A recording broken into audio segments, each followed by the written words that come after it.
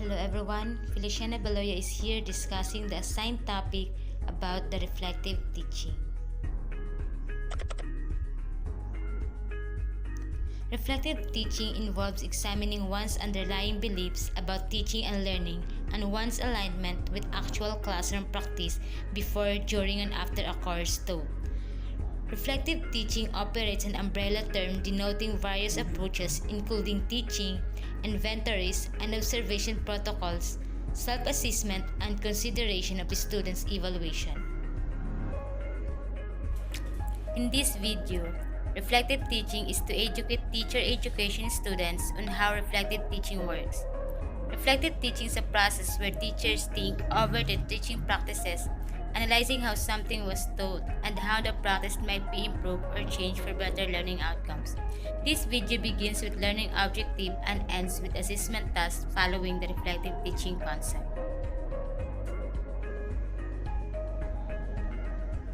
The learning objectives. At the end of this topic, the students are expected to define what is reflective teaching, describe the significance of reflective teaching, identify the different critical reflection techniques that can be utilized in mathematics teaching and learning, and understand how reflective teaching works. Reflective teaching is a process where teachers think over their teaching practices, analyzing how something was taught and how the practice might be improved or changed for better learning outcomes. Some points of consideration in the reflection process might be what is currently being done, why it's being done, and how well students are learning. You can use reflection as a way to simply learn more about your own practice, improve a certain practice, or to focus on a problem students are having. Reflective teaching is a personal tool that teachers can use to observe and evaluate the way behave in their classroom. It can be both a private process as well as one that you discuss with colleagues. When you collect information regarding what went on in your classroom and take the time to analyze it from a distance, you can identify more than just what worked and what didn't. You will be able to look at the underlying principles and beliefs that define the way that you work. This kind of self-awareness is a powerful ally for a teacher, especially when so much of what and how they teach can change in the moment. Reflective teaching is about more than just summarizing what happened in the classroom. If you spend all your time discussing the events of the lesson, it's possible to jump to a broad conclusion about why things happened as they did. Reflective teaching is a quicker and more systemic approach to looking at what happened. It requires patience and careful observation of the entire lesson experience. The reflective teacher. The reflective teacher understands the things that influence the way he or she teaches. Things such as practical theories about teaching, the teaching content, and knowledge, attitudes, and values. What does a reflective teacher do? First, solve problems in the classroom.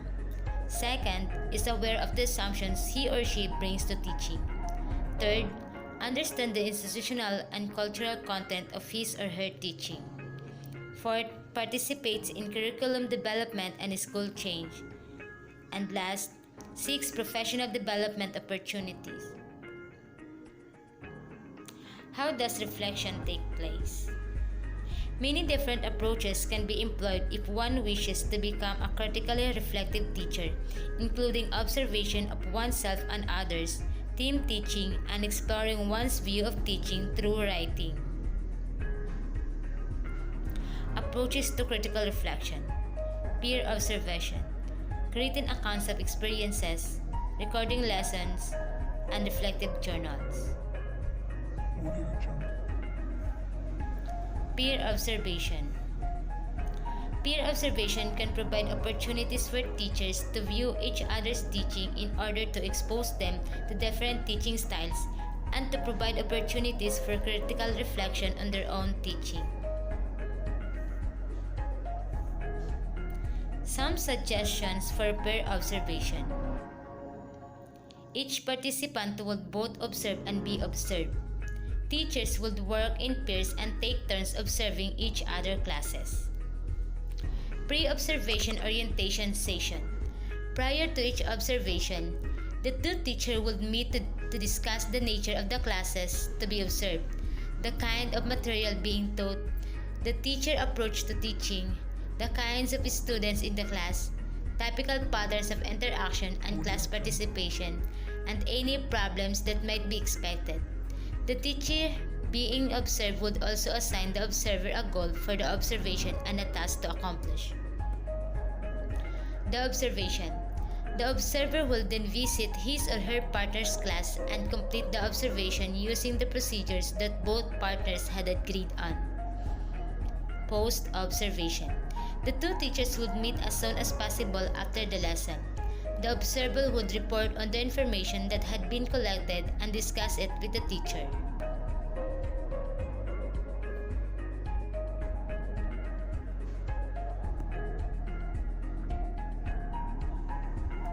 Another useful way of engaging in the reflective process is through the use of written accounts of experience.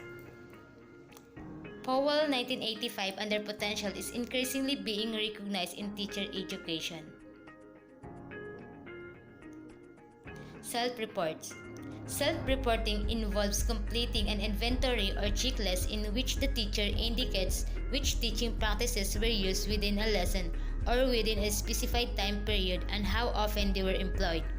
Self-reporting allows teachers to make a regular assessment of what they are doing in the classroom. They can check to see what extent their assumptions about their own teaching are reflected in their actual teaching practices. Another approach to critical reflection is recording lessons. For many aspects of teaching, audio or video recording of lessons can also provide a basis for reflection. While there are many useful insights to be gained from diaries and self-reports, they cannot capture the moment-to-moment processes of teaching. Many things happen simultaneously in a classroom, and some aspect of a lesson cannot be recalled. It would be of a little value, for example, to attempt to recall the proportion of yes-no questions to WH questions a teacher used during a lesson, or to estimate the degree to which teacher time was shared among higher and lower ability students. Many significant classroom events may not have been observed by the teacher, let alone remembered, hence the need to supplement diaries or self-reports with recordings of actual lessons.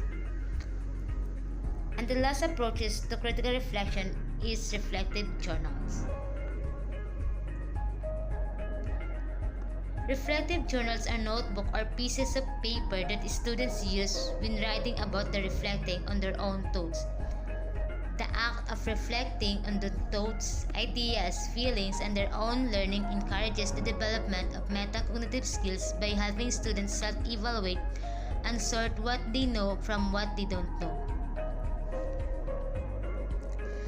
The process of examining one's own thoughts and feelings is particularly helpful for students who are learning new concepts or beginning to grapple with complex issues that go beyond right and wrong answer.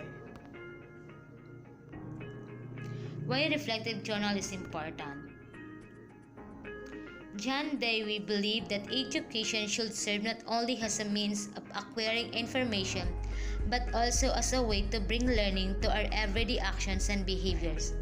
Most successful learners know how to identify questions and problems as they reflect on what they already know, what they want and need to know, and how they will proceed to increase their understanding. Less successful learners need to develop the habits of mind that are underlying strategies of the process.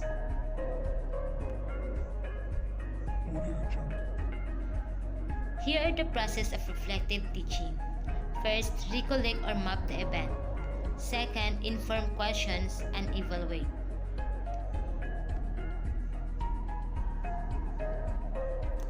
And last, analyze the mapping, then collect the evidence.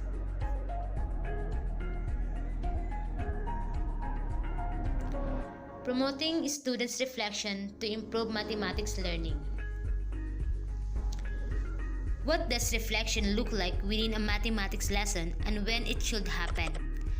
Reflection can take many forms and is often dependent on the age and abilities of your students. For example, Young students may not be able to write fluently, so verbal reflection is more appropriate and can save time. Verbal reflections, regardless of the age of the student, can be captured on video and used as evidence of learning. Video reflection can also be used to demonstrate learning during parent-teacher conferences. Another reflection strategy for young students could be through the use of drawings. Reflection can also occur amongst peers or small groups of students. How will you incorporate reflection into your mathematics lesson? Reflection can occur at any time throughout the lesson and can occur more than once per lesson. For example, when students are involved in a task and you notice they are struggling or perhaps not providing appropriate responses, a short, sharp verbal reflection will provide opportunity to change direction and address misconceptions. Reflection at the conclusion of a lesson consolidates learning and also assess students in recognizing the learning that has occurred. They are more likely to remember their learning when they have to articulate it, either verbally or in writing. Different mathematics teaching approach with the application of reflective teaching. Flipped classroom model for teaching mathematics. Structuralist approach for teaching geometry, using visual, hands-on models to present basic but abstract ideas. Integrated environmentalist approach and formative approach. Flipped classroom model for teaching mathematics. In this model of teaching mathematics, students watch pre-recorded lessons prior to coming to class. This model incorporates use of technology to leverage the learning in a mathematics classroom, so a teacher can spend more time interacting with students and engaging them in a discussion related to the mathematics. The classroom becomes the place for a mathematical discourse. Structuralist approach for teaching geometry, using visual, hands-on models to present basic but abstract ideas. The structuralist approach for teaching mathematics means using series of specific, concrete, intuitively accessible models to allow learners to explore and to discover a mathematical structures through a spiral cycle which revisits key abstract mathematical ideas. Then, the integrated environmentalist approach. In this approach, mathematics teachers consider mathematics as being integrated with other areas of knowledge and can be discovered by exploring problems within the real-life context. Mathematics is also used for imposing an abstract structure on contextual situations. The learner's environment is essential as the base not only for the abstraction process but as a source of meaning, inspiration, and motivation.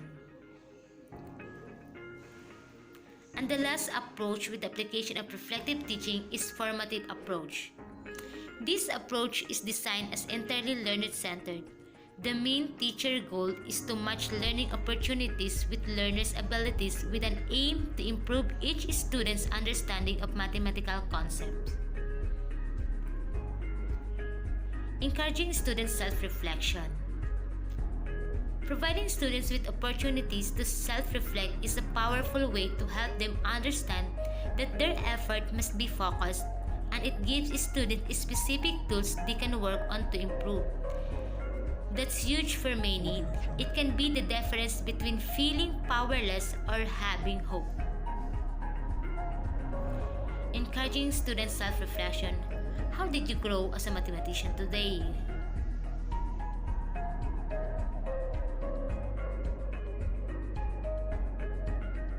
And thank you for listening.